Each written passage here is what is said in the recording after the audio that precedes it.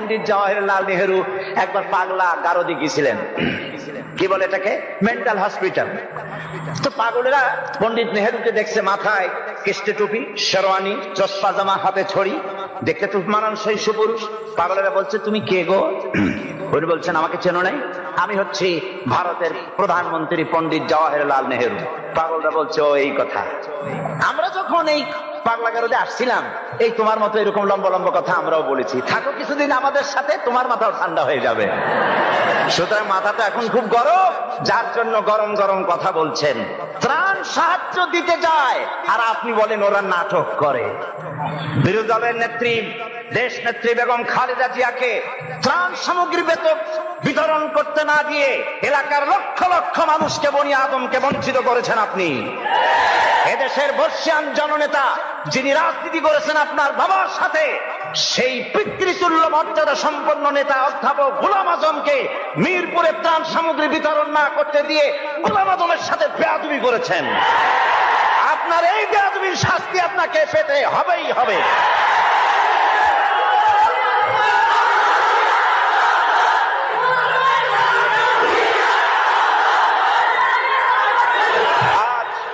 আজ স্পষ্ট করে বলি, বাংলাদেশে বলা হয় শিবির রক কাটে, বলে না? এদেশের দেশ পরিচালনার শীর্ষস্থানে বসা এমন এক ব্যক্তির সঙ্গে আমার কথা হচ্ছিল, তিনি বললেন শিবির তো রক কাটে। আমি বললাম আপনি দেখছেন? কয় না, আমার তো দেখার কথা না। জানলেন কি করে? বলল যে পত্র পত্রিকায় লেখে, সব পত্রিকায় আসে সমানে রক কাটে। আমি বললাম পত্রিকার সকল কথা কি আপনি বিশ্বাস করেন? সব পত্রিকায় লেখে, যখন বিশ্বাস না করে যাই কই। আমি বললাম তাহলে তো পত্রিকায় এসব কথাও লেখে বর্তমান সরকার অযোগ্য, অথর্ব, অদক্ষ, দেশ চালাইতে পারে না, এটাও বিশ্বাস করেন? বেচারি আটকে গেল, জবাব দিতে পারল না। এই কথাটা কেন মাথায় ঢোকে না? একটা মানুষের রক কাটা সহজ না গুলি করে মারা সহজ? না সহজ। যেখানে অস্ত্র পাওয়া যায়, লাখ লাখ অস্ত্র পাওয়া যায় চিররকমের মতো, সেইখানে একটা মানুষ ঠাইসা ধরিয়া তার রক্তটা কাটতে তো সময় লাগে, সে চিৎকার মারতে পারে, লোকজন ডাকতে পারে, রক কাটতে কেন গুলি করে তোমার যেতে পারে। সুতরাং আসল কথা হলো, শিবিরের মতো একটা পবিত্র ছাত্র সংগঠন থেকে গোটা নতুন প্রজন্মকে মাহরুম করার জন্য এই অপপ্রচার শুরু হয়েছে।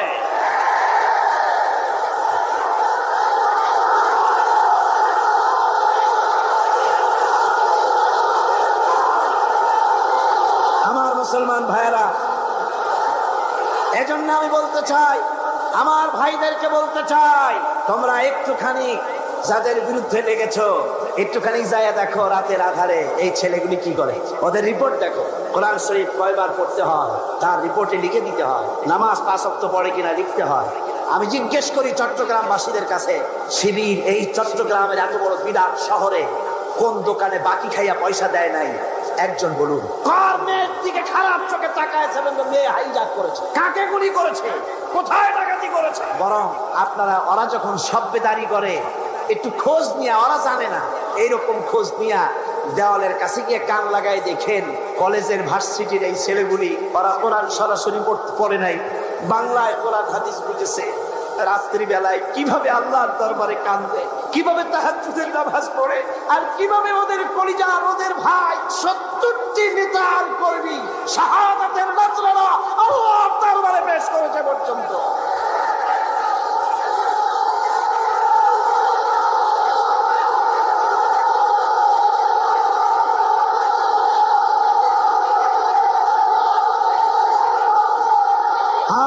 আমি আজ এই বিশাল জনসমুদ্রের পক্ষ থেকে বলতে চাই, চট্টগ্রাম বিশ্ববিদ্যালয়ের বাইরে একটা ছেলেকে কে বা কারা মারলো, সেই জন্য বিশ্ববিদ্যালয় বন্ধ করে দেওয়া হলো। কতদিন কেউ জানেন না? 2 মাস। 14,000 ছাত্র ছাত্রীর ভবিষ্যৎকে অনিশ্চিত করে দেওয়া হলো। আমরা প্রতিটি হত্যার বিচার চাই, প্রতিটি হত্যার নিন্দা করি, কিন্তু কোন মন্ত্রীর কথা মতো বিশ্ববিদ্যালয় বন্ধ করে রাখা যাবে না। বিশ্ববিদ্যালয় কোন মন্ত্রীর শ্বশুর বাড়ির আবদার নয়, যৌতুক নয়।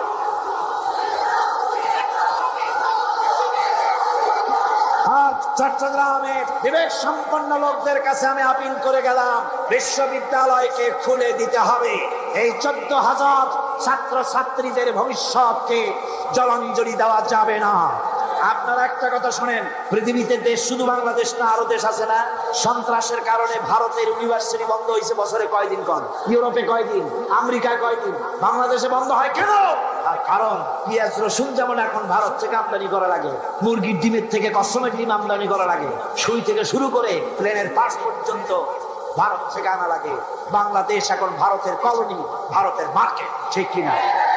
সুতরাং পেঁয়াজ রসুন যেমন আমদানি করা লাগে, ডাক্তার, ইঞ্জিনিয়ার, প্রফেসর তাও যেন ভারত থেকে আনা লাগে।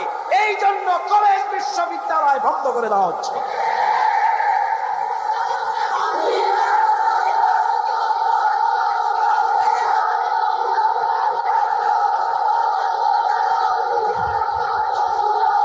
আমি তরুণদের, জওয়ানদের বলবো, বাংলাদেশকে সত্যি যদি ভালোবাসো তাহলে ভারতীয় মুক্ত বাজার অর্থনীতির নামে ভারতের সম্পদ দিয়ে যেভাবে ভারতীয় বাজার দিয়ে বাংলাদেশকে নষ্ট করা হয়েছে, এর প্রতিবাদে তোমাদেরকে রুখে দাঁড়াতে হবে। মুক্তিযোদ্ধাদেরকে বলবো, মুক্তিযোদ্ধারা তোমরা যারা জীবন দিয়ে, রক্ত দিয়ে এই ভূখণ্ডকে একটা সম্পূর্ণ বাংলাদেশে পরিণত করার জন্য জীবন আর রক্তের বিনিময় দেশ স্বাধীন করেছিলে, মনে রেখো, একটা দেশের নামের পরিবর্তনে বা সে দেশের পতাকার পরিবর্তনে দেশের মানুষের ভাগ্যের পরিবর্তন হয় না। মুক্তিযুদ্ধ করে দেশ স্বাধীন হয়েছে ঠিকই, কিন্তু দেশের মানুষের ভাগ্যের উন্নতি হয় নাই। মুক্তিযোদ্ধাদের বলবো, তোমরা আমাদের প্রিয় সন্তান, তোমাদেরকে আরেকটা যুদ্ধ করতে হবে। সেই যুদ্ধ করবা কোরআনের শাসনের জন্য।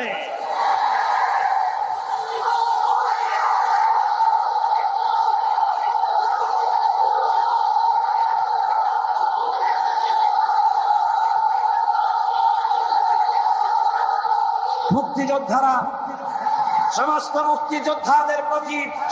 মুক্তিযোদ্ধাদের প্রতি আমার আবেগ ভরাই আবেদন রইল, বাংলাদেশকে ইসলামী শাসন প্রবর্তন করার জন্য আপনারা আপনাদের অবদান রাখুন।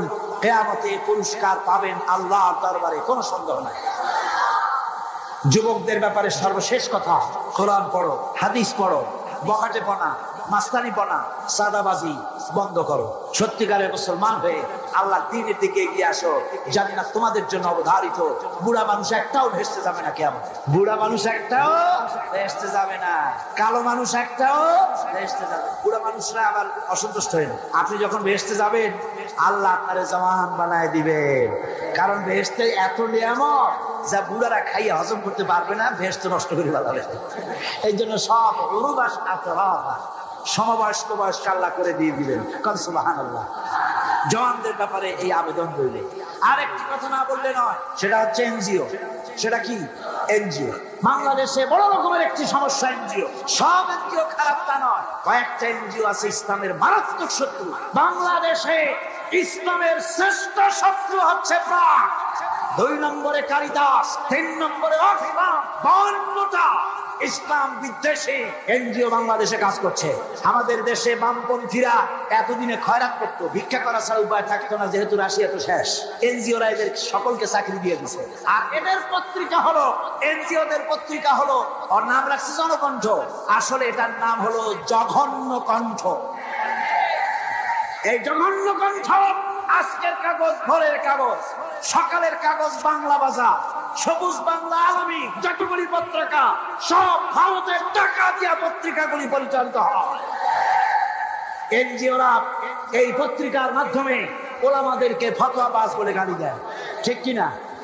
ওরা নিজেরা মতলব বাস, তাই আলেমদের বলে ফতোয়াবাজ। ওরা তুত গাছ লাগাইছে, সেদিন তো তুত গাছ, বগুড়ায় গেলাম, ওরা কয় যে আলেমেরা সব তুত গাছ কাটছে। আমরা আলেমদের খাইয়ে খাইয়ে কাম নেই, তুত গাছ কাম। তুত গাছ লাগাইছি না তুমি? কেন তুত গাছ লাগিয়েছ? আমার দেশে সুতার প্রয়োজন, রেশমের এত কাপড় পরবে কোন বড় লোক? তারপর যদিও রেশমি কাপড় দরকার, আমি মানলাম, সেজন্য এক জায়গায় শত শত বিঘা জমি কেন, সেখানে তোমরা তুত গাছের চাষ করো। কিন্তু মাইলের পর মাইল রাস্তার 2 ধারে তুত গাছ লাগাইয়া উদ্দেশ্যটা কি? কারা সংরক্ষণ করবে?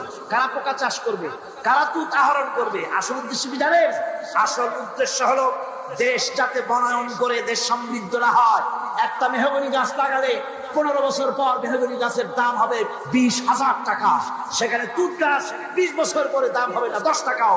বাংলাদেশের এই বনায়নের বিরুদ্ধে তুঁত গাছ লাগিয়ে তারা বড় বড় গাছ লাগাবার পক্ষে বন্ধ করে দিচ্ছে। সুতরাং এই বদনাম যদি তোমরা আমাদের দাও, শোনো, এই বদনাম যদি আমাদের দাও, আলেমেরা তুঁত গাছ কাটে, এই তুঁত গাছ দিয়েই আমরা তোমাদের ভূত ছাড়াবো ইনশাআল্লাহ। আজ শহর সমূহে আপনি যদি মসজিদ বানাতে চান জায়গা পাবেন না, ভূমি প্রশাসন থেকে বলবে জায়গা নাই। কিন্তু কারিতাস, অক্সফাম, এনজিওরা যদি জায়গা কিনতে চায়, চাষ বানাবার জন্য জায়গা কিনতে চায়, এই চট্টগ্রাম শহরে জায়গার অভাব হবে না। ঠিক কিনা কন? জোরে বলেন ঠিক কিনা? অদূর ভবিষ্যতে বাংলাদেশকে লেবানন এবং বৈরুত বানাবার একটা ষড়যন্ত্র নিয়ে এনজিওরা তারা কাজ করে যাচ্ছে। তারা আমাদের দেশের গরিব মানুষদেরকে খ্রিস্টান বানাচ্ছে। সুতরাং এনজিওরা তাদের অবতৎপরতা যদি বন্ধ না করে, তাহলে এই বাংলাদেশে 11.5 কোটি মুসলমানের মধ্য থেকে আবার টিপু সুলতানের জন্ম হবে, ফকির মজনু শাহর জন্ম হবে। আমরা এনজিও পিটাইয়া বঙ্গোপসাগর পার করে দেব।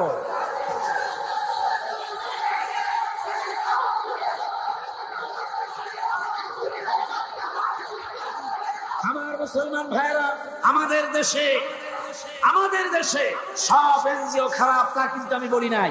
800 এনজিও কাজ করে, তার মধ্যে 600 এনজিও বাংলাদেশ বহু ভালো ভালো কাজ করে, আর বিদেশি 200-র ভিতরে 52টা এনজিও কাজ করে ইসলামের বিরুদ্ধে। তার ভিতরে শ্রেষ্ঠ হচ্ছে প্রাণ। একটা বাড়িতে যদি 5টা ছেলে বেকার থাকে আর একটা মেয়ে আছে, বেকার 5টা ছেলেরা তারা চাকরি দেবে না, চাকরি দেবে মেয়ে লোকটাকে। কোন ঠিক কিনা? যারা কোন ঠিক কিনা? আমাদের মেয়েদেরকে বেপত্তা করেছে, মোটর সাইকেলে চড়িয়েছে, ইজ্জত নষ্ট করেছে, বাংলাদেশের পারিবারিক বন্ধনকে বিনষ্ট করেছে। সুতরাং এই শয়তানি আমরা আর চলতে দেব না বাংলাদেশে ইনশাআল্লাহ। যখন ইনশাআল্লাহ ভাইরা আমার, এরপরে আমার কথা হচ্ছে সাংবাদিক ভাইদের জন্য। সাংবাদিক ভাইরা যারা সাংবাদিকতা করেন, এটি একটি মহান পেশা। আলহামদুলিল্লাহ, এই মহান পেশার দায়িত্ব যারা নিয়েছেন, আপনার একটা খবরে দেশের মধ্যে উত্তেজনার সৃষ্টি হতে পারে, আবার একটা বস্তুনিষ্ঠ সংবাদ পরিবেশনের কারণে উত্তেজনা প্রশমিত হতে পারে। ঠিক কিনা? সেজন্য সাংবাদিক বন্ধুদের বলবো, নিজের মত, দলের মত সংবাদ পরিবেশনার জন্য প্রভাবিত করতে না পারে নিরপেক্ষভাবে বস্তুনিষ্ঠ সংবাদ পরিবেশনের চেষ্টা করুন। আমি দুঃখিত, এই চট্টগ্রাম এত বড় সবগুলি ন্যাশনাল পত্রিকার অফিস এখানে আছে কি নাই? আছে কি নাই? একটা মেয়ে লোকের খেমটামচ হলে পরে পত্রিকার প্রথম পৃষ্ঠায় আসে, লক্ষ লক্ষ জনতার ঢল নামলো। তোমাদের ক্যামেরাম্যান কোথায়? তোমরা কোথায়? জিজ্ঞাসা করি। সুতরাং ইসলামের সাথে দুশ্মনী করো না। সময় একদিন আসবে যেদিন তোমরা নিজেরা এসে অনুমতি চাবা, একটু খবর নিয়ে যায়। ইনশাআল্লাহ সময় আসবে, ইনশাআল্লাহ। হুজুর যখন প্রথম উমরা করতে গেলেন, চাবি চাইছিলেন চাবি দ্বার রক্ষকের কাছে, চাবি তো দিলই না, আরো গালাগালি দিয়ে দিল। সাহাবীরা বললেন, হুজুর অর্ডার দেন, কল্লারে নামাই দিন। হুজুর কয় না। এরপরে যেদিন ফতে মক্কার দিন, সেই দিন চাবিওয়ালা আসছে, এসে কয়, হুজুর ঘরের মধ্যে ঢুকবেন না, এই নেন চাবি। হুজুর চাবি নিলেন, দরজা খুললেন, ভিতরে ঢুকলেন, মূর্তি ফেলাই দিলেন, নামাজ পড়লেন, বেরিয়ে এসে বললেন, নাও এই চাবি তোমার কাছে থাকবে, কোন জালিম ছাড়া এই চাবি তোমার কাছ থেকে কেউ নিতে পারবে। সুবহানাল্লাহ, এর নাম ইসলাম। আজ পর্যন্ত ওই চাবি সেই বংশের লোকের থাকে। ফাহাদের বাপেরও ক্ষমতা নাই ওই চাবি নেওয়ার, কারণ রাসূল বলেছে জালিম ছাড়া এই চাবি কেউ নিবে না। সুবহানাল্লাহ। আমরা সাংবাদিক ভাইদেরকে সম্মান করি, সেই সম্মানের মূল্য দেবেন। আমরা কথা বলি জাতিকে রক্ষা করার জন্য, দেশের স্বাধীনতার সার্বভৌমত্বকে টিকে রাখার জন্য। আমরা বাজে গপ্প করি না, আজে বাজে কথা বলি না, আজে বাজে গাল গপ্প বলে সময় নষ্ট করি না। জাতির চরিত্র গঠন, দেশের সার্বভৌমত্ব রক্ষার জন্য চেষ্টা করি। দেশ যদি আক্রান্ত হয়, জীবন দেবে হারা এই যারা বসে আছে। ঠিক কিনা? যারা বলেন ঠিক কিনা? সুতরাং কথাগুলি যথাযোগ্যতার সাথে সাংবাদিক ভাইয়েরা পরিবেশন করুন। আপনাদের জন্য এটাই রইল আমার আবেদন। এরপরে আমি বলবো, ওলামা সমাজের ব্যাপারে কথা বলবো। বক্তৃতা শেষ করে নিয়ে আসছি, মুনাজাতের দিকে এগিয়ে যাচ্ছি। ওলামাদের ব্যাপারে বলবো, ওলামা হাজারা, আপনারা হচ্ছেন দ্বীনের আমানত আপনাদের কাছে। আলহামদুলিল্লাহ, এই মাহফিলে আমি যদি হাত কিছু করতে বলি, কয়েক হাজার আলেম উস্তাদ এখানে আছে। এমনকি মাহফিলের ভিতরে মঞ্চে জায়গা দেওয়া তো সম্ভব না। আমারে যারা পড়াইতে পারে, আমি যাতে জুতা বহন করার যোগ্যতা রাখি না, এরকম বড় বড় আলেম এই মাহফিলের মধ্যে বসা আছে। সুবহানাল্লাহ, যেরকম আলহামদুলিল্লাহ। আমি ওলামাদের খেদমতে আরজ করব, আসুন আমরা এক হই, ন্যাক হই, ঐক্যবদ্ধ ভাবে গোটা জাতিকে সহি রাহনুমাই দেওয়ার তৌফিক আল্লাহ যেন আমাদের দেয়ার জোরে করে আমিন। ওলামাদের মধ্যে গালাগালি দেওয়া, ফতোয়াবাজি করা, এগুলি বন্ধ করে দিতে হবে। এগুলো আগের থেকে অনেক কমছে, ঠিক কিনা? কম কমছে কিনা? আলহামদুলিল্লাহ, অনেক কমেছে। আগে তো খালি বলতো কাফের, ও কাফের, সে কাফের। পরে যে কাফের মনে না করে সেও কাফের। ওই কাফের মরলে পরে কবরে যে ঘাস হয়, সেই ঘাস যে গরুতে যায়, সে গরু কাফের। আবার সিলেটে আছে দললিন আর জললিন নিয়ে ঝগড়া। হায় রে কপা, এমন ঝগড়া দললিন আর জললিন। কোন কিয়ামতে কি আল্লাহ জিজ্ঞেস করবে যে তুমি দললিন না জললিন? কোন জিজ্ঞেস করবেন? একজন পীর সাহেব মার খাইলে, জন্মের মার খাইলে, উনি দললিনের পক্ষ, জললিন ওলারা পিটাইছে। তারপরে পীর মার খাইলে মুরিদদের অবস্থা কি হয় তা তো বুঝে। পরের দিন হাট বাড়ছিল, মারামারি লাগে। এ বলে তুমি কি কয়? আমি দললিন। আমি তো জললিন। পিঠের উপরে দিল বসায়। হাট বারের মার। লোকেরা কয় ভাই তুমি আমার ধামাটা ধরো, আমার কিলটা দিয়ে আসো। একটা শুকনা শুকনা ছেলে, সে বলতেছে আল্লাহ আমি যেন কেউ, আমি গরিব মানুষ, শুকনা মানুষ, আমি যেন কোনো দলের সামনে পড়ি না, আমার একটু বাড়ি তুমি পুষাই পারে। এই বলে মারামারি সারা বাজারে মায় দোকানের গলি দিয়ে আসতে বাইর হয়েছে যেন কেউ না দেখে। কিন্তু কপাল খারাপ, দুই দিক দিয়ে দুইজন এসে দুই হাত ধরছে। একজনে বলে এই বেটা কি বল, আমি কিন্তু দললিন, তুই কি? ওই হাত যে ধরছে সে কয় আমি কিন্তু দললিন, সাবধান হয়ে কথা বলবি, তুই কি? যুবক ছেলে কয় ভাই আল্লাহর কসম আমি মোটে নামাজি পড়ি না। সামান্য সামান্য জিনিস নিয়ে ফতোয়াবাজি করা, গালাগালি করার কোন মানে হয় না। ওলামায়ে কেরামদেরকে আজ এগিয়ে আসতে হবে, নেতৃত্ব হাতে নিতে হবে। বাংলার জনগণ তাকিয়ে আছে ওলামাদের দিকে। কোন আলহামদুলিল্লাহ, জোরে কোন আলহামদুলিল্লাহ। আলেমদেরকে ঐক্যবদ্ধ হওয়ার তৌফিক আল্লাহ দান করুন। তবে একটা ষড়যন্ত্র থেকে আমি জাতিকে হুঁশিয়ার করে দিতে চাই, সেটা হলো অনেক লোক আমাদের দেশে বিদেশ থেকে আসেন, নামের আগে ওলিয়ে কামেল লেখেন, আওলাদে রাসূল লেখেন, হেদায়ে মিল্লাত লেখেন, আমার দেশে নসিহত করতে আসেন। কিন্তু নিজের দেশে বাবরি মসজিদ যখন ভেঙে গেল, একটা তু শব্দ করার সাহস হয় না। আদমের বোম্বাই, কর্ণাটক, দিল্লি, মাদ্রাস, আহমেদাবাদ, ক্যালকাটা, আসাম, মুর্শিদাবাদ, হাজার হাজার মুসলমানের রক্তের বন্যা বয়ে যায়। কংগ্রেসের 5 উলা বাংলাদেশে ওলিয়ে কামেল হিসাবে আমরা মেনে নিতে পারি। যদি বাপের ছেলে হও তাহলে ইন্ডিয়ান পার্লামেন্টে দাঁড়ায় বলো নরপশুরা, ওটা নরসীমা না, নরপশু।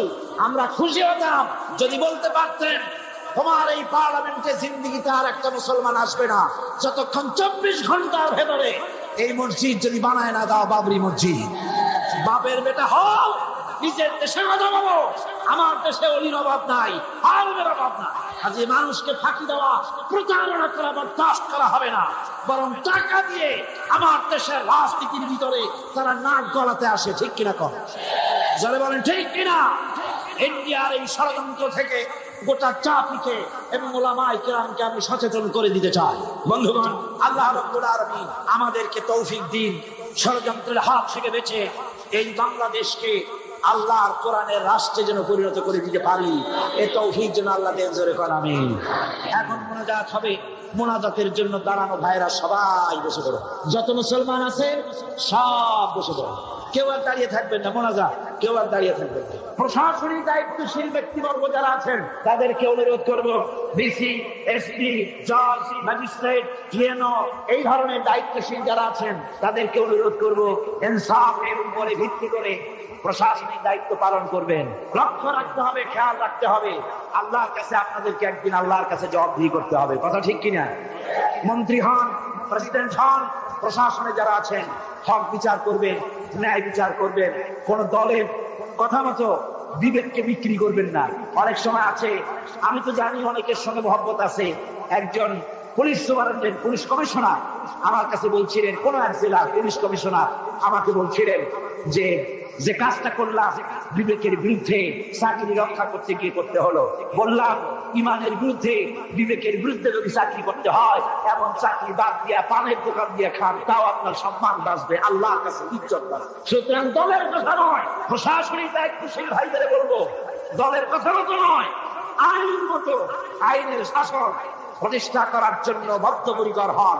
কারো টেলিফোনে কোন হাইজাকা, কোন লুটেরা, কোন বদমাশ, কোন লুচ্ছা, কোন খুনিকে ছেড়ে দিবেন না। তাতে চাকরি যদি চলে যায় যেতে পারে, ঠিক কিনা? পুলিশ ভাইদের বলবো, আপনাদের বিরাট দায়িত্ব। পুলিশ ভাইরা আপনাদের বিরাট দায়িত্ব। যে কোনো গভর্নমেন্ট আসুক, আপনাদের কাজের কোনো অভাব নাই, কষ্টটা আপনাদেরই বেশি হয়। সবসময় আপনারা ঘুষ বিবর্জিত জীবন যাপন করুন, মানুষের প্রতি ইনসাফ করুন।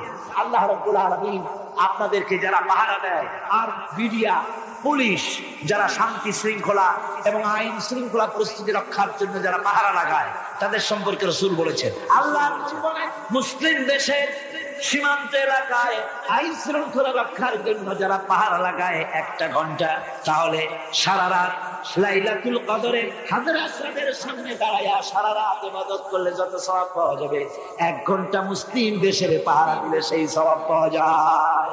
আপনাদের চাকরি আপনাদের না, হালাল রুজি খান, ঘুষকে শুকরের মাংসের মতো মনে করুন। হালাল রুজি খাইয়া নামাজ পড়ুন, 5 ওয়াক্ত ডিউটির ভাগে ভাগে 5 ওয়াক্ত নামাজ আদায় করুন। মানুষের উপরে জুলুম করবেন না। অনেক ট্যাক্সিওয়ালা আছে, খামোখা ট্যাক্সি ট্রাক রাস্তায় ঘুরিয়া একবারে অহেতু তার কাছ থেকে 5 টাকা 10 টাকা আদায় না করিয়া ছাড়ি না, বহুত কষ্ট দেয়, ওরা কষ্ট পায়, ওরা বদদোয়া করে। আপনি টাকা পেলেন ঠিক, কিন্তু ট্যাক্সিওয়ালা রিক্সাওয়ালা বদদোয়া করলো, এই বদদোয়াটা লেগে গেল। আইনে যদি কিছু হয় সেটা ভিন্ন কথা, কিন্তু বেআইনি ভাবে কারো উপর অত্যাচার করবেন না। আল্লাহ পাক পুলিশ ভাইদের প্রতি রহম করুন, আর্মি, মিডিয়া সকলের প্রতি রহম। ইব্রাহিম আলাইহিস সালামকে আগুনের ভিতরে যখন ফেলে দেওয়া হচ্ছে, ফেরেশতা বলতেছিল আমার কাছে সাহায্য চাও, আগুন থেকে বাঁচায় দেই। হযরত ইব্রাহিম বলেছিলেন, আমার তো পরীক্ষা হতেছে, ইমতিহান হতেছে, আমাকে ডিস্টার্ব করো না, আমি তোমার কাছে কেন সাহায্য চাইবো?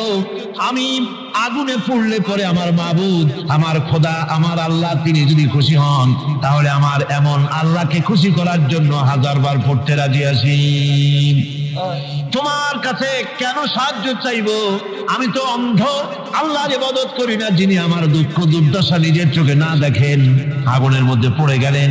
আল্লাহ পাক আগুনকে অর্ডার করে দিলেন, ইয়া নারু কুনি বারদাও ওয়া সালামান আলা ইব্রাহিম। আগুন আমার ইব্রাহিমের জন্য ঠান্ডা হয়ে যা, শান্তি দাও, ঠান্ডা হয়ে যা। তাহলে দেখা গেল আগুনের মালিক হচ্ছেন আল্লাহ পাক। আল্লাহ পাক আজও যদি কোনো পূজা করা রাখবেন আগুনের পূজা করা তো হারাম। আগুন হচ্ছে আল্লাহর গোলাম, আল্লাহর সৃষ্টি, এটা হচ্ছে মাখলুক, আল্লাহ হচ্ছেন খালিক। বিশ্বকবি, কবি সম্রাট আল্লামা ডাক্তার ইকবাল কি সুন্দর করে বলেছেন, আজ ভি হো জো ইব্রাহিম কা ইমা पैदा, आज भी हो जो इब्राहिम का इमा पैदा, आग कर सकती है एक अंदाज गुलिस्तां पैदा।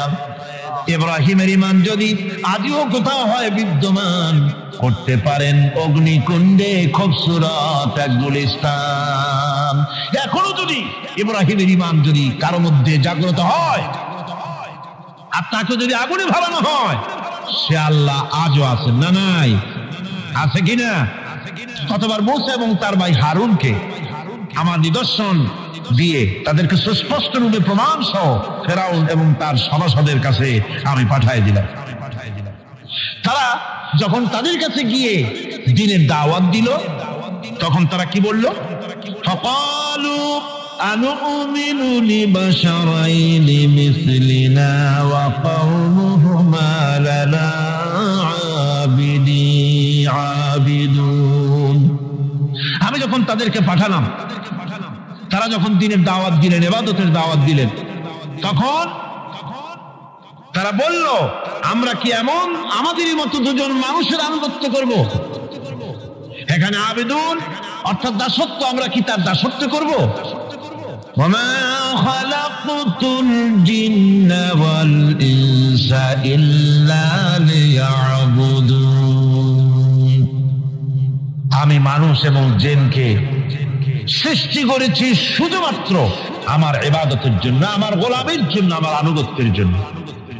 এখন এই ইবাদত আমাদের সৃষ্টি হয়েছে কিসের জন্য? জবাব দিতে হবে সকলকে। কি জন্য?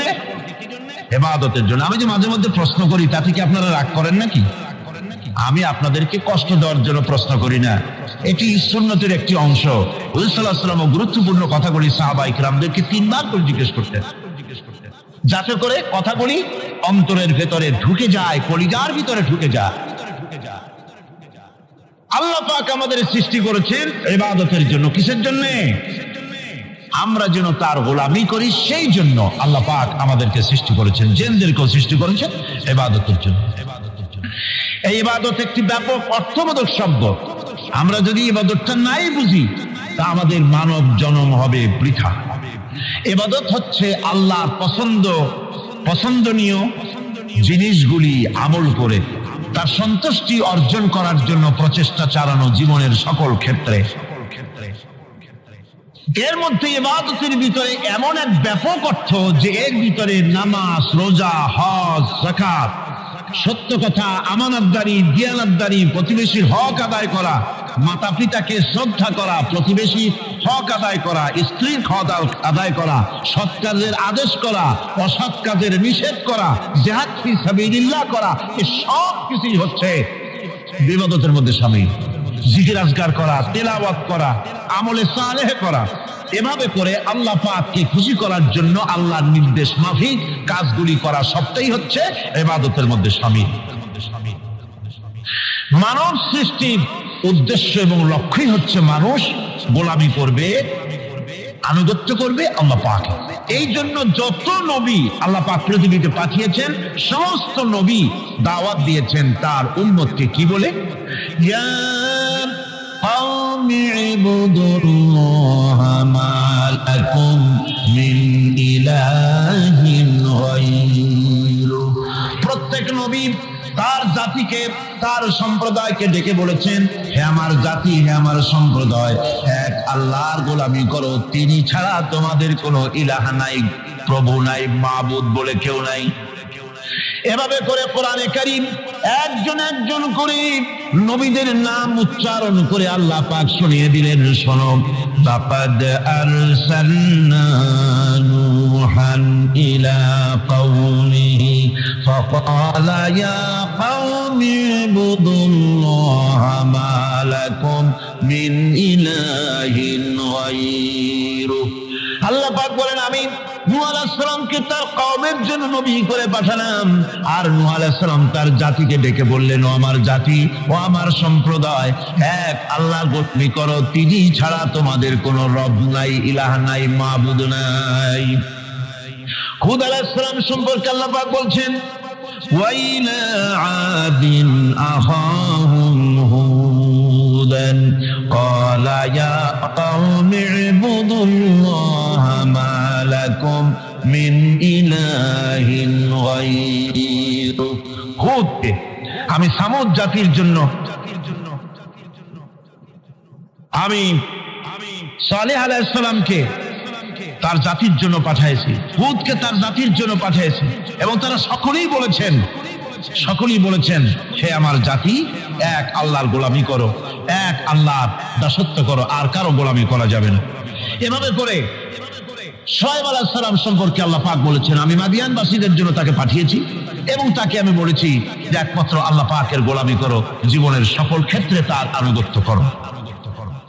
আল্লাহ পাকের পরে বলেন, শুধু নূহ, শুধু হুদ, শুধু সালেহ আর শুআয়ব নয়, শুধু মুসা আর ঈসা নয়, ওয়ালাকাদ বা'আসনা ফি কুল্লি উম্মাতির রাসূলা আন ইবুদুল্লাহা ওয়াজতানিবুত তাগুত।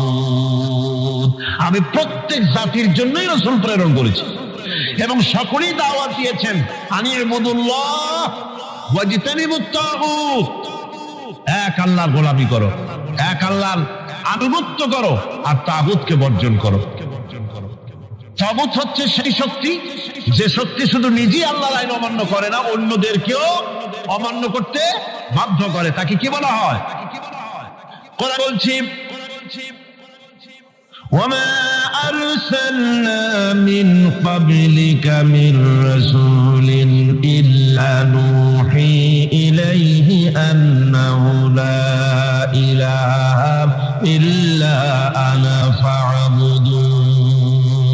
আল্লাহ পাক বলছেন, হে নবী, তোমার পূর্বে এই পৃথিবীতে আমি যাদেরকে পাঠিয়েছি তাদের সকলের প্রতি আমি এই ওহী অবতীর্ণ করেছিলাম যে তারা তার জাতিকে বলবে লা ইলাহা ইল্লা, লা ইলাহা ইল্লা আনা, আমি ছাড়া কোনো ইলাহ নাই, অর্থাৎ আল্লাহ ছাড়া কোনো ইলাহ নাই। এই কথাটা নবীরা সকল জাতির কাছে তারা বলবে, এই বলে ওহী নাযিল করেছে, এবং তারা বলবে একমাত্র আল্লাহ পাকের গোলামি, তার আনুগত্য জীবনের সকল ক্ষেত্রে করতে হবে, তিনি ছাড়া কোনো ইলাহ নাই, এটাকে বিশ্বাস করতে হবে।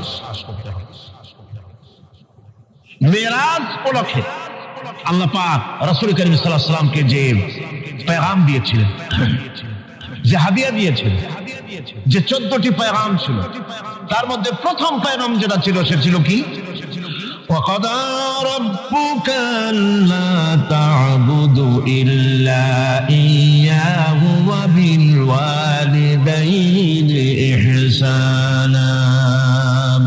তোমার রবের পক্ষ থেকে এটা চূড়ান্ত রূপে ফয়সালা হয়ে গিয়েছে, চূড়ান্ত ফয়সালা হয়ে গিয়েছে যে দাসত্ব, গোলামি, আনুগত্য করতে হবে কেবলমাত্র আল্লাহ সুবহানাহু ওয়া তাআলা।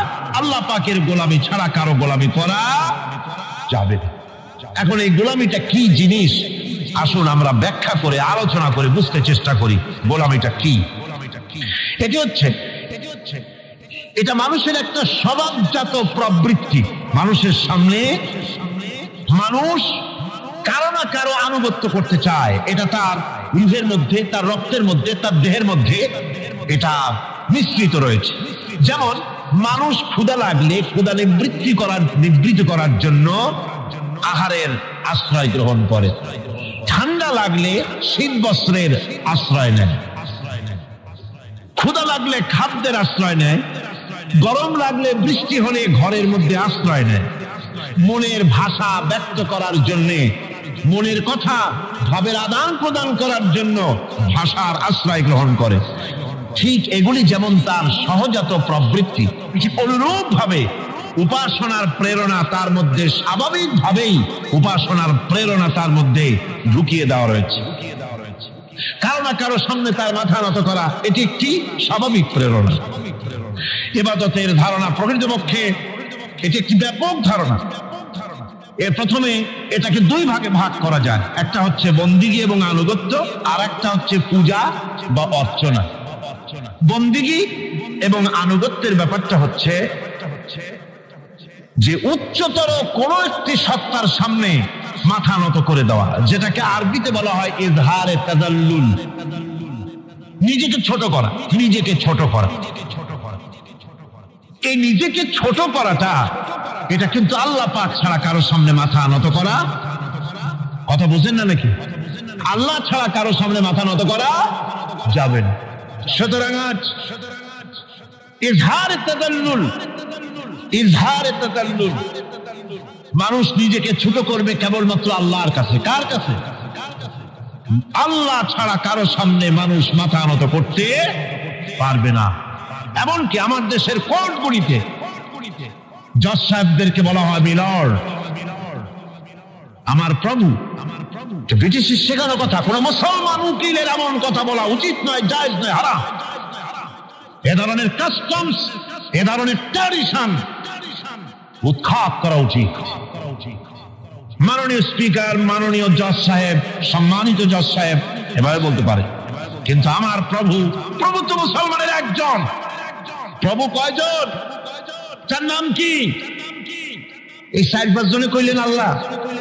আল্লাহর নাম নিতে দুঃখ লাগে, ভয় করে, লজ্জা করে, চিল্লা এখন প্রভু কে? আল্লাহ সুবহানাহু ওয়া তাআলা।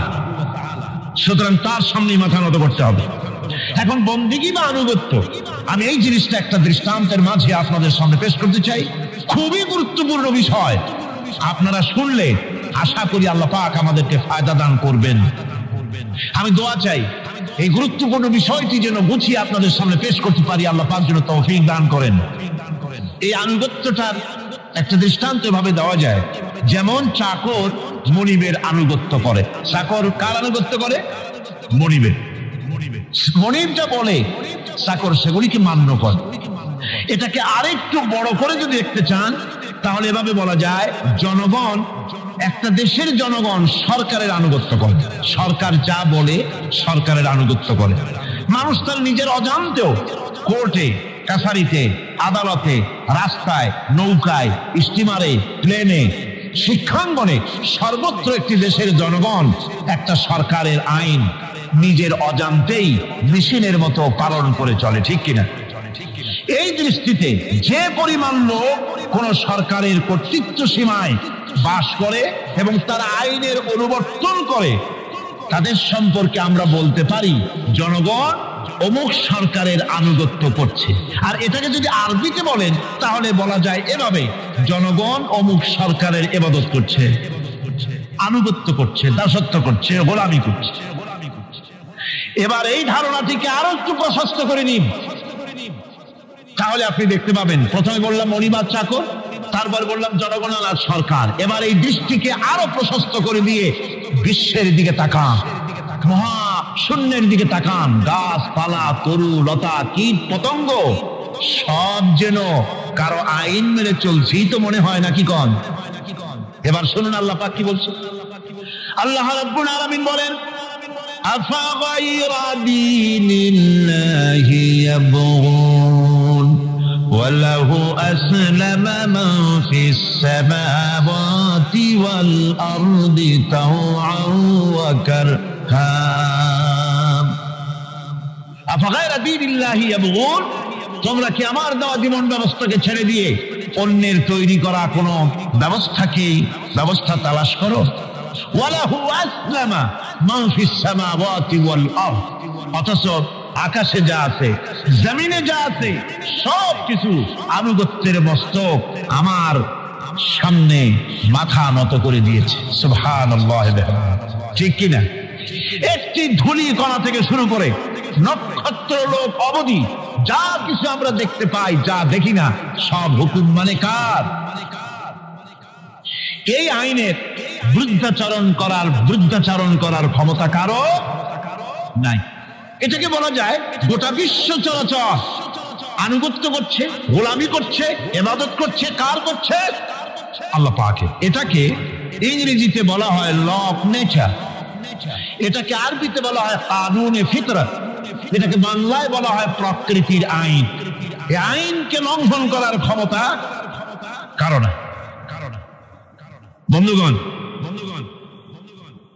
এই পৃথিবীর আপনি লক্ষ্য করে দেখবেন, কোরআন মাজিদে এই বন্দিগিকে কোথাও ইবাদত বলেছে, কোথাও তাসবিহ বলেছে, কোথাও তাকদীস বলেছে, কোথাও সুজুদ বলেছে, কোথাও কুনুত বলেছে। আল্লাহ রাব্বুল আলামিন এই ইবাদতকে, আল্লাহ পাকের এই আনুগত্যকে বিভিন্ন শব্দে ব্যবহার করেছে, যেমন وَلَهُ مَنْ فِي السَّمَاوَاتِ وَالْأَرْضِ وَمَنْ عِنْدَهُ لَا يَسْتَكْبِرُونَ عَنْ عِبَادَتِهِ وَلَا يَسْتَحْسِرُونَ। আসমান এবং জমিনে যা কিছু আছে সব আল্লাহ পাকের, আর যেসব ফেরেশতারা তার নিকটে আছে তারা সবাই আল্লাহ পাকের বন্দেগী করছে। আল্লাহ পাকের বন্দেগী করার ভিতরে কেউ ত্রুটি করছে না। ইউসাব্বিহুনাল লাইলা ওয়ান নাহারা লা ইয়াফতুরুন, তারা রাত দিন তার প্রশংসা কীর্তনে মাথা নত করে দিয়ে কোন রকমের বিশ্রাম ছাড়া, শৈথিল্য ছাড়া সব আল্লাহ পাকের জিকির করছে, তাসবিহ করছে, আনুগত্য করছে। আকাশের সমস্ত ফেরেশতারা, কত ফেরেশতা তার তো কোনো ঠিক ঠিকানা নাই, কত লক্ষ লক্ষ ফেরেশতা আছে শুধু রুকুর হালতে আছে, কেউ তো সিজদার হালতে আছে, কেউ তো কিয়ামের হালতে আছে, আর যার উপরে যে ডিউটি আছে সেই ডিউটি পালন করছে, সব আল্লাহ পাকের আনুগত্য করে চলছে। এভাবে করে আল্লাহ পাক বলছেন যে আমার আনুগত্য এবং আমার তাসবিহ, আমার গুণকীর্তন করার জন্য সবাই এর মধ্যে ব্যস্ত আছে।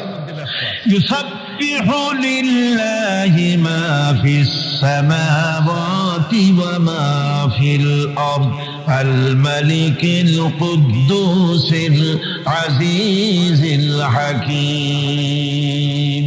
ইউসাব্বিহু লিল্লাহি, তাসবিহ পড়ছে, সাব্বাহা ইউসাব্বিহু তাসবিহান, তাসবিহ পড়েছে, তাসবিহ পড়ছে, তাসবিহ পড়বে।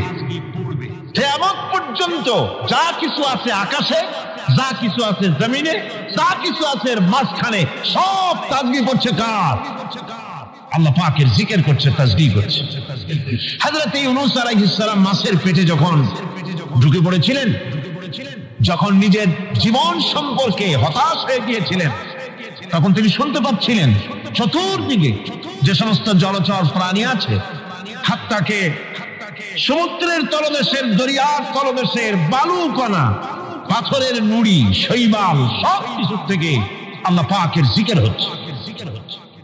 ভিতর থেকে আওয়াজ আসতেছে, আল্লাহ আল্লাহ আল্লাহ আল্লাহ আল্লাহ আল্লাহ আল্লাহ আল্লাহ আল্লাহ, জোরে বলেন আল্লাহ আল্লাহ আল্লাহ আল্লাহ আল্লাহ আল্লাহ আল্লাহ। হযরত ইউনূস আলাইহিস সালাম তখন বললেন, লা ইলাহা ইল্লা আনতা সুবহানাকা ইন্নী কুনতু মিনাজ জালিমিন। পড়েন সবাই, লা ইলাহা ইল্লা আনতা সুবহানাকা ইন্নী কুনতু মিনাজ জালিমিন। লা ইলাহা ইল্লা আনতা, তুমি ছাড়া কোনো ইলাহ নাই। আমি তোমার প্রশংসা করছি, আমি তোমার পবিত্রতা ঘোষণা করছি। আমি নিজের উপর জুলম করেছি। গাছপালা, তরুলতা সব তাসবিহ পড়ছে, জিকির করছে। কার? আল্লাহ পাকের। এই জন্য রাসূল কারীম সাল্লাল্লাহু আলাইহি ওয়াসাল্লাম বলেছেন, গাছের পাতাটিও ছিল না। প্রয়োজন হলে গাছটা কেটে গেল, কিন্তু বিনা প্রয়োজনে গাছের পাতাও ছিল না, কারণ গাছের পাতা আল্লাহ পাকের জিকির করছে। কার জিকির করছে? গাছপালা, তরুলতা, কীট পতঙ্গ সব আল্লাহ পাকের তাসবিহ করছে, জিকির করছে। কোরআনে কারীম বলছে, ওয়ালিল্লাহি মুলকুস সামাওয়াতি ওয়াল আরদি ওয়া ইলাল্লাহিল মাসির। আকাশ মণ্ডল এবং জমিনের বাদশাহী আল্লাহ পাকের, এবং তারই কাছে আমাদের সকলকে ফিরে যেতে হবে। মালিক হচ্ছেন তিনি, আর তার তাসবিহ আকাশ জমিন, যা দেখতে পাই, যা দেখতে পাই না, এর মধ্যস্থিত যা কিছু আছে সব কিছুই আল্লাহ পাকের তাসবিহ গুণকীর্তনে সব নিরত আছে। অন্য আয়াতে আল্লাহ পাক বলেন, ওয়ালাহু মা ফিস সামাওয়াতি ওয়াল আরদি কুল্লুন লাহু কানিতুন। আসমান এবং জমিনে যা আছে তা সবই আল্লাহর নির্দেশের সামনে মাথা নত করে দিয়েছে। শুধু তাই নয়, আশ-শামসু ওয়াল কামারু বিহুসবানিন ওয়ান নাজমু ওয়াশ-শাজারু ইয়াসজুদান। সূর্য এবং চন্দ্র হিসাব অনুযায়ী আবর্তিত হচ্ছে, এবং বৃক্ষ এবং নক্ষত্ররাজি সিজদায় রত হয়ে আছে। সব আল্লাহ পাকের সামনে মাথা নত করে দিয়েছে। এই ইবাদত, তাসবিহ, আজ্ঞা অনুবর্তিতা, নিয়ম অনুবর্তিতা, সচেতনতা, সকল কিছু সকলেই মিলে আল্লাহ পাকের একটু ধূলি কণা থেকে শুরু করে পাহাড় পর্বত পর্যন্ত সব আল্লাহর নিয়ম কানুন মেনেই চলছে। আপনি দেখতে পাচ্ছেন সমুদ্রে যে জোয়ার এবং ভাটা হয়, কার নির্দেশে হয়? কার নির্দেশে হয়? আরো লক্ষ্য করুন, সমুদ্রের পানি লবণাক্ত। এই নোনা পানি, সমুদ্রের নোনা পানিগুলি পদ্মা, মেঘনা, যমুনা, ব্রহ্মপুত্র, শীতলক্ষা, সুরমা, এসব মিষ্টি পানির ভিতরে জ্বরের টানে লবণাক্ত পানিগুলি ঢুকে যায়, আবার ভাটির টানে মিষ্টি এলাকার পানিগুলি সব গিয়ে সমুদ্রের মধ্যে নোনা পানির মধ্যে চলে যায়। মাঝখানে কোনো পার্টিশন নাই, মাঝখানে কোনো হেজাব নাই, কোনো বেড়া নাই, বাদ নাই, অথচ নোনা পানি মিষ্টি পানির ভিতরে গিয়ে মিষ্টি পানিরে নোনা বানায় না, নোনা পানি মিষ্টি এলাকায় গিয়ে মিষ্টি পানিরে নোনা বানাইতে পারে না। এই যে আল্লাহ পাকের হুকুম মেনে সব চলতেছে, জোয়ার ভাটাগুলি হতেছে, রাত আর দিন চলতেছে। রাত 12টার সময় সূর্য এসে বলে না রাত সর, আমি এখন দিন বানায় ভালাবো।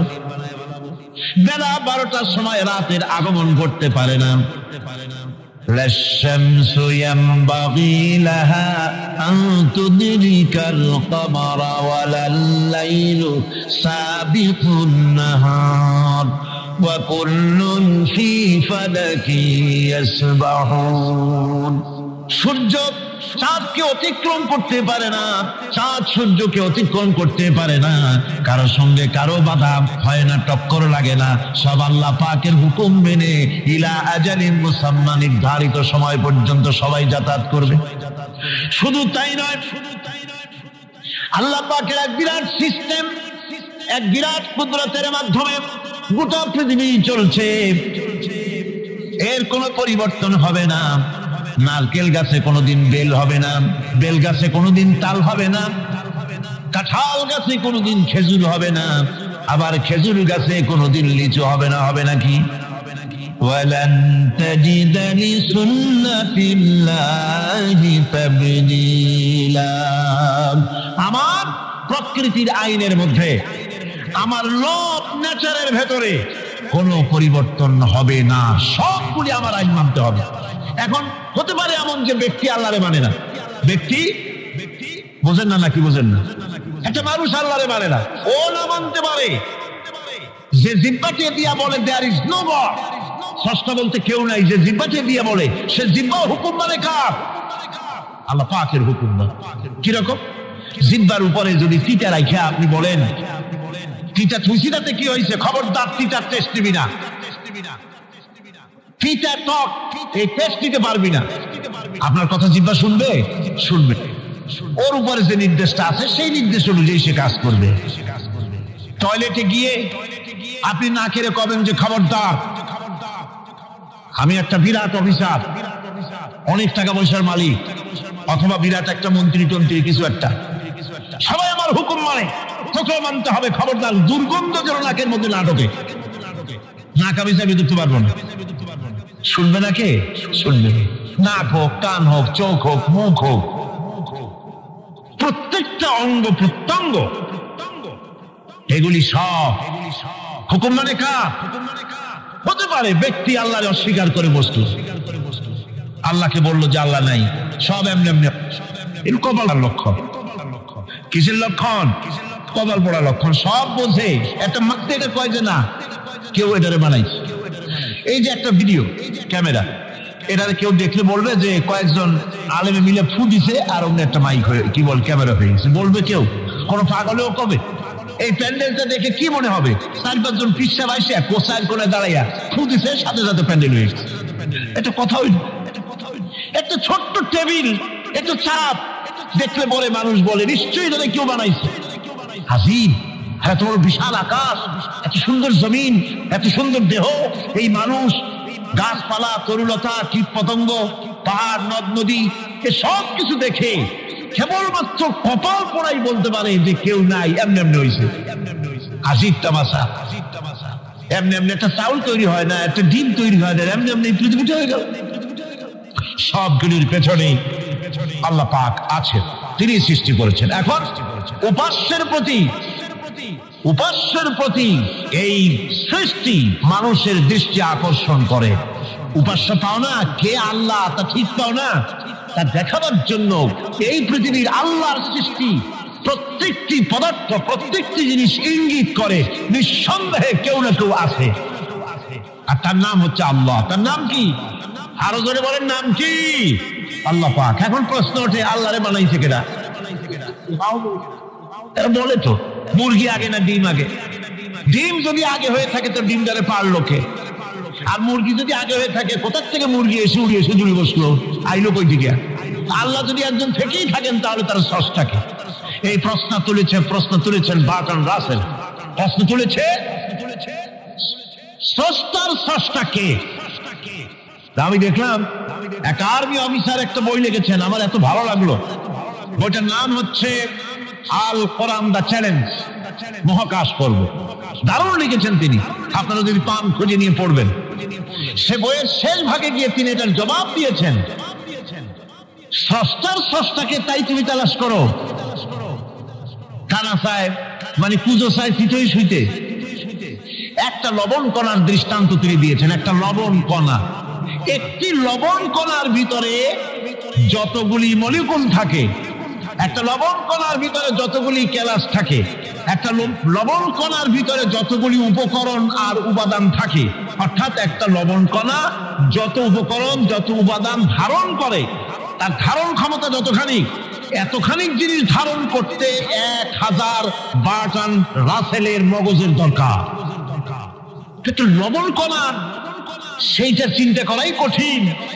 আর এত বড় মহাবিশ্ব যিনি সৃষ্টি করেছেন তার স্রষ্টাকে তালাশ করতে চাও, এটা কি স্বাভাবিক কথা? এটা পাগলের প্রশ্ন হতে পারে, এটা পাগলের প্রশ্ন হতে পারে।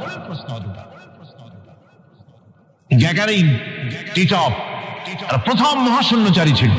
গ্যাগারিন বেটা মহাশূন্য ঘুরি টুরি আসে কয় কি, কয় যে মুসলমানেরা যারে কয় আল্লাহ, হিন্দুরা যারে কয় ভগবান, খ্রিস্টানরা যারে কয় গড।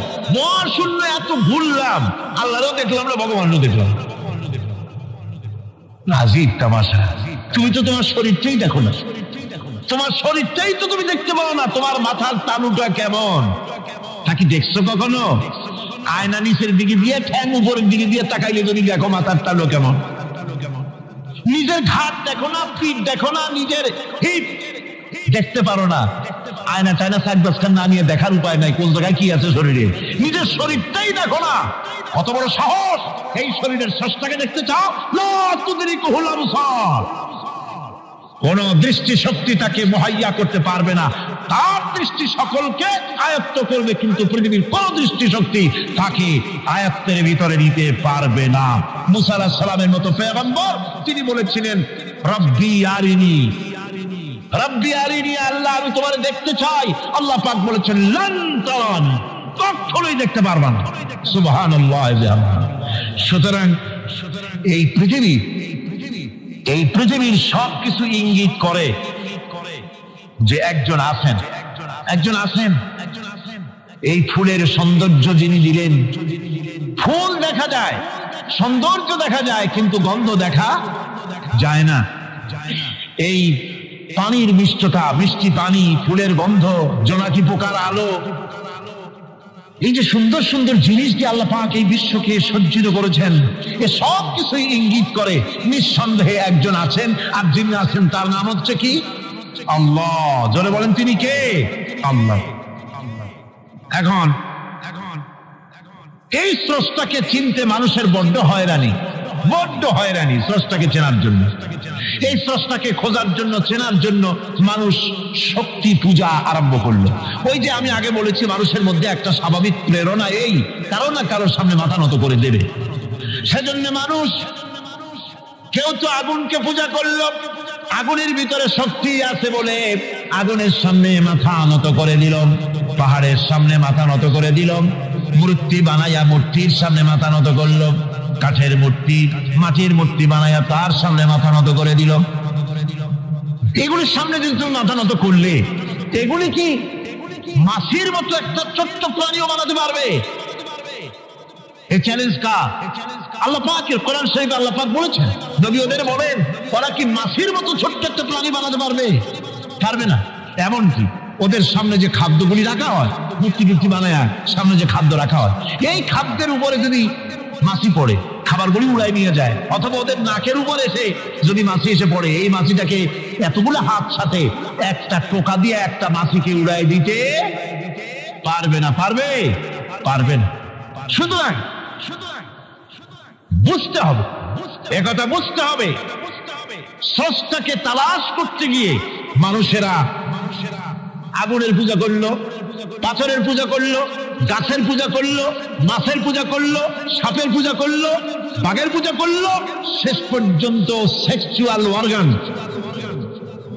এটার বাংলা করলাম না, এটারও পূজা করলো। এটাকে একটা শক্তির প্রতীক মনে করে এটার সামনেও মাথা নত করলো। বন্ধুগণ,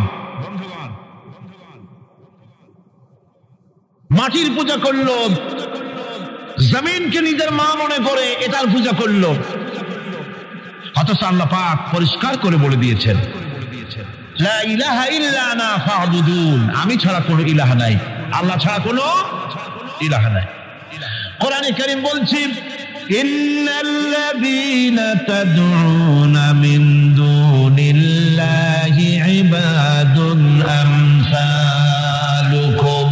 আল্লাহ পাক বলেন, আমাকে বাদ দিয়ে তোমরা যার সামনে মাথা নত করো, যার সামনে পূজা করো, অর্চনা করো, বন্দিগি করো, ওটা তোমার মতো আমার আরেকটি গোলাম। তুমি যেমন আমার গোলাম, ওটাও আমারই গোলাম। এই আল্লাহ সুবহানাহু ওয়া তাআলা তিনি বলছেন, আমাকে বাদ দিয়ে যার সামনে মাথা নত করো, ওরা আমার গোলাম। সূর্য কার গোলাম? চন্দ্র কার গোলাম? সাপ বলেন, বাঘ বলেন, আগুন বলেন, সব কার গোলাম? এগুলি সব কার কথা শোনে? আগুন যতই পূজা করেন, আগুনের মধ্যে আপনি পড়লে আগুন কি ছাড়বে? ছাড়বে না। তবে হ্যাঁ, আগুনের মালিক যদি বলে তাহলে ছেড়ে দিবে, ঠিক কিনা? ইব্রাহিম আলাইহিস সালামকে আগুনের ভিতরে যখন ফেলে দেওয়া হচ্ছে, ফেরেশতা বলতেছিল, আমার কাছে সাহায্য চাও, আগুন থেকে বাঁচায় দেই। হযরত ইব্রাহিম বলেছিলেন, আমার তো পরীক্ষা হতেছে, ইমতিহান হতেছে, আমাকে ডিস্টার্ব করো না, আমি তোমার কাছে কেন সাহায্য চাইবো? আমি আগুনে পড়লে পরে আমার মাবুদ, আমার খোদা, আমার আল্লাহ তিনি যদি খুশি হন, তাহলে আমার এমন আল্লাহকে খুশি করার জন্য 1000 বার পড়তে রাজি আছি। তোমার কাছে কেন সাহায্য চাইবো? আমি তো অন্ধ, আল্লাহর ইবাদত করি না, যিনি আমার দুঃখ দুর্দশা নিজের চোখে না দেখেন। আগুনের মধ্যে পড়ে গেলেন।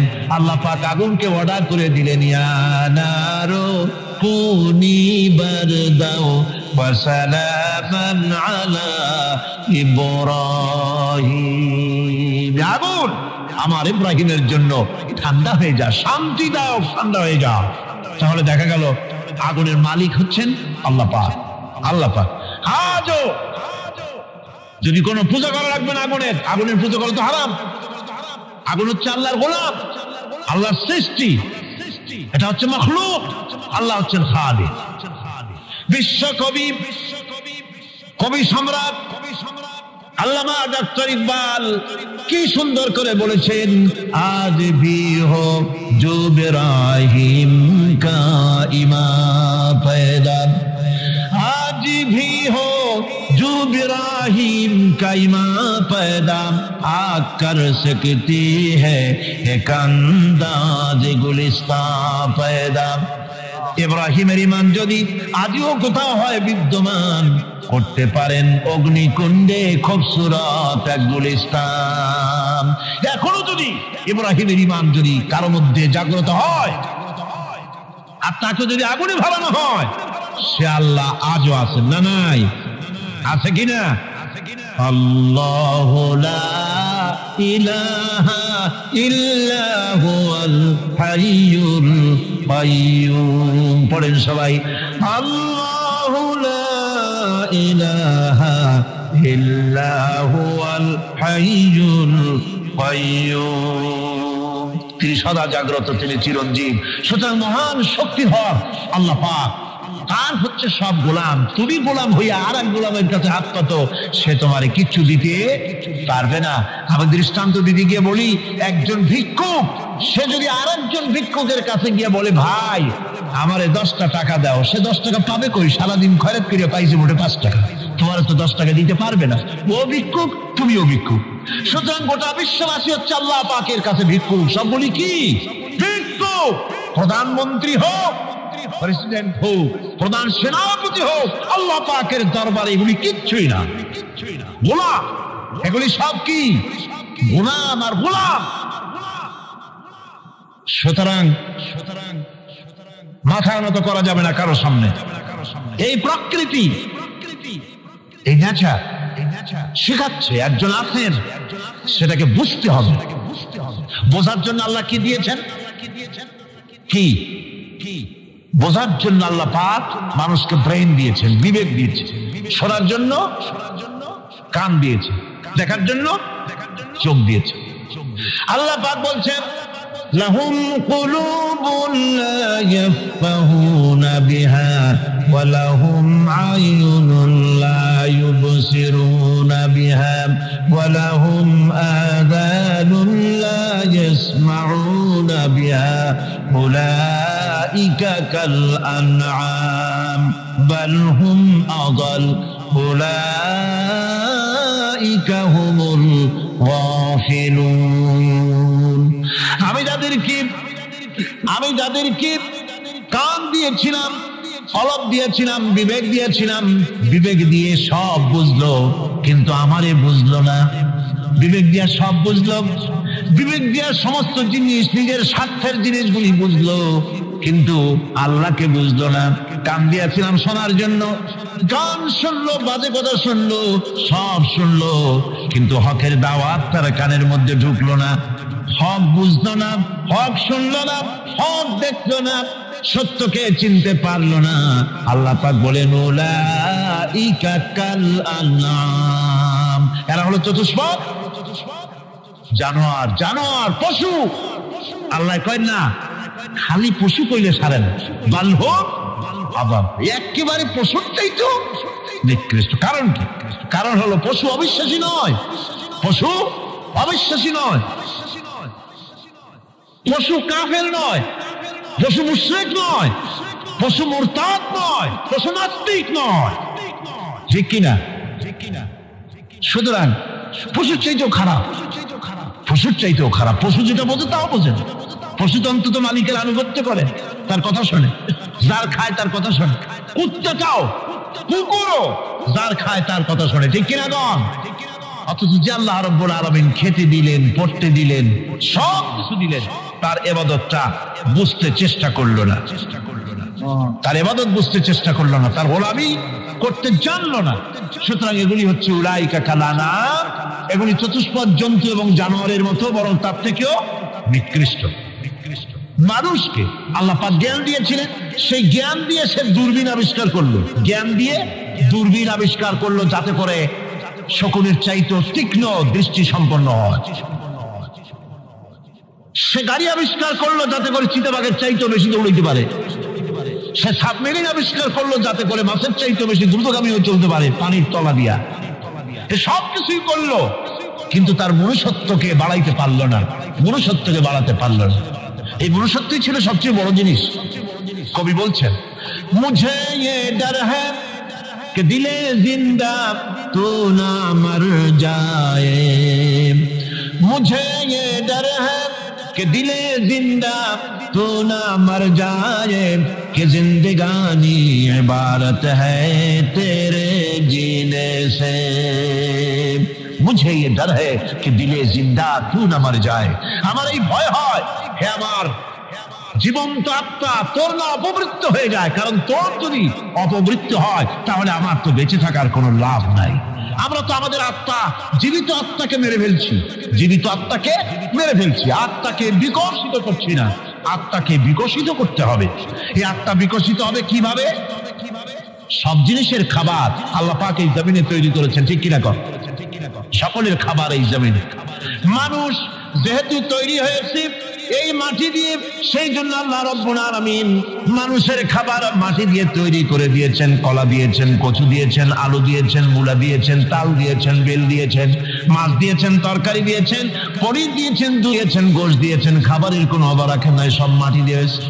কিন্তু যেটা আমাদের ভিতরে, যে আত্মাটা আমাদের মধ্যে, যে আত্মা থাকলে পরে বাঁচি, আত্মা না থাকলে পরে মরে যাই, সেই রুহের খাবার আমরা কেউ দিতেছি না। রুহটা কি? আল্লাহ পাক বলছেন নবী আপনাকে প্রশ্ন করা হয় ওয়ায়াসআলুনাকা আনির রূহ কুলির রূহু মিন আমরি রাব্বি। নবী হে, প্রশ্ন করা হয় রূহ কি জিনিস? এর জবাব হচ্ছে এই বলে দিন, রূহ হচ্ছে আল্লাহর একটু অর্ডার, একটু হুকুম তোমার ভিতরে কাজ করছে। ওই রূহেরও কিছু খাবার আছে, ওই রূহেরও কিছু খাবার আছে। সেই রুহকে খাবার জমিনে তৈরি হবে না। রুহ গোশত খাবে না, পনির খাবে না, দুধ খাবে না, সর খাবে না, ফল খাবে না, কি খাবে? রুহের খাবার। যেহেতু রুহ এই পৃথিবীতে তৈরি হয় নাই, রুহ এসেছে আলমে আরওয়াহ থেকে, সেজন্য রব্বুল আলামিন রুহের খাবার পাঠিয়েছেন লৌহ মাহফুজ থেকে। আল্লাহ পাক কোরআনে কারীমকে রুহের খোরাক করে পাঠিয়েছেন। রুহকে যদি বাঁচাতে চান তাহলে তার একমাত্র খাদ্য হতেছে তেলাওয়াতে কোরআন। তেলাওয়াতে কোরআন যত তেলাওয়াত করবেন ততই মজা লাগবে। সুবহানাল্লাহ, সুবহানাল্লাহ। একটু হারাম শরীফ থেকে বেড়ায় আসেন। টাকা পয়সা যাদের আছে তাদের বলছি, পয়সা করি যাদের আছে, সিঙ্গাপুর বেড়ায়। আর সিঙ্গাপুর বেড়ায় করবা কি? মার্কেটিং ছাড়া আর কিছুই নেই। সিঙ্গাপুর, ব্যাংকক, হংকং এই সমস্ত জায়গায় ঘুরে টুরে আসে খুব দেখে আসছে। টাকা নষ্ট করে লাভ নাই, বরং পয়সা করি যদি আল্লাহ দিয়ে থাকেন হস্ত করবেনই। পয়সা করি বেশি থাকলে রমজান মুবারকে উমরা করে এসেন। রাসূল কারীম সাল্লাল্লাহু আলাইহি ওয়াসাল্লাম বলেছেন, যে ব্যক্তি রমজান মুবারকে উমরা করলো সেজন্য আমার সাথে হজ আদায় করলো। কেন বল? এই জন্য বললাম, আল্লাহ পাক আমাকে কয়েকবার নসিব করেছেন। সেখানে যখন রমজান মুবারকে যখন তেলাওয়াত হতে থাকে তারাবিহের ভেতরে, মনে হচ্ছে যেন আকাশ থেকে ওই নাজিল হতেছে। মানুষের চোখের পানি, নাকের পানি একাকার হয়ে যায় হারাম শরীফের ভিতরে। সেখানে তো মোনাজাত সারা বছর মোনাজাত হয় না, মোনাজাত হয় রমজান মুবারকের বেতেরের নামাজের ভিতরে। বেতেরের নামাজের ভিতরে ইমাম সাহেব হাত তুলে মোনাজাত করেন। অন্তত 8 থেকে 10 লক্ষ মানুষ হজের মৌসুমের মতো কানতে কানতে পাগল হয়ে গেল। কোরআন কি মজা! কোরআন হচ্ছে রুহের খাবার। আমরা তো রুহের খাওয়াই না, ঘোড়ার উপরে চড়ি, গাধার উপরে চড়ি। ঘোড়ারে গাধারে জন্মের মতো মোটেই খাইতে দেই না, নিজে খাই জন্মের মতো। খাইয়া ঘোড়ারে খাইতে দেওয়া হয় না, গাধারে খাইতে দেওয়া হয় না। ফলে ওর উপরে যখন সওয়ার হয় তখন ঘোড়া গাধা না খাইতে খাইতে একদিন 4 ঠ্যাং 4 দিকে দিয়া জায়গায় চিপে মরা ছাড়ার কোনো পথ থাকে না। আমাদের মানুষেরা খায় কি? সুবহানাল্লাহ। এই যে শবে বরাত আসতেছে, কি যে খাবে! আগের থেকে লিস্ট তৈরি হয়ে যায় কতটা আইটেম তৈরি করা হবে। রমজান মাসে আল্লাহ একটু কম টম মান্দায় খাবে, একটা রমজান মাস আল্লাহ দিলেন। সেই রোজার মাসে যে সারাদিন খায় না, এটাকে উসুল করে ইফতারের সময় সে যে কত খাবা, চোখ সানাবনা হয়ে যাবে। দেখুন, পেঁয়াজি, বেগুনি, হালিম, শরবত, তরমুজ, বেল, কলা, কচু, না কি খাইতে খাইতে মাগরিবের রক্ত শেষ। কয় ভাই নামাজটা কোন রকম পড়ে আসি, তারপরে খাবো না। আবার গেল নামাজ পড়তে, আবার এসে খাইলো, খাইয়া তারপরে আবার ভাত খাইলো। কেমনি যে খায় আল্লাহ জানে, গলায় আঙ্গুল দিলে পাওয়া যায়। এরকম খাইয়া তারপরে তারাবি পড়তে দাঁড়ায়। জনমের মতো খাইলে পরে তো অলস হবে শরীর। তারাবি পড়তে দাঁড়াইছে, লম্বা কেরাত হচ্ছে, উনি রুকুতে আছে, ইমাম সেজদায় চলে গেছে, ওনার খবর নেই। অথবা উনি সেজদায় পড়ে আছেন, ইমাম কোথায় উঠে গেছে তার খবর নেই। সুবহানাল্লাহ। সুতরাং নিজে খাইয়া ফ্যাক্টরি দুম্বার মতো সাইজ বানায় কোনো লাভ নাই। পেট বড় বানাবেন না, সিনা বড় বানান। সিনা বড় বানান, সিনার ভিতরে কোরআন ধারণ করেন, মজা পাবেন। আল্লাহ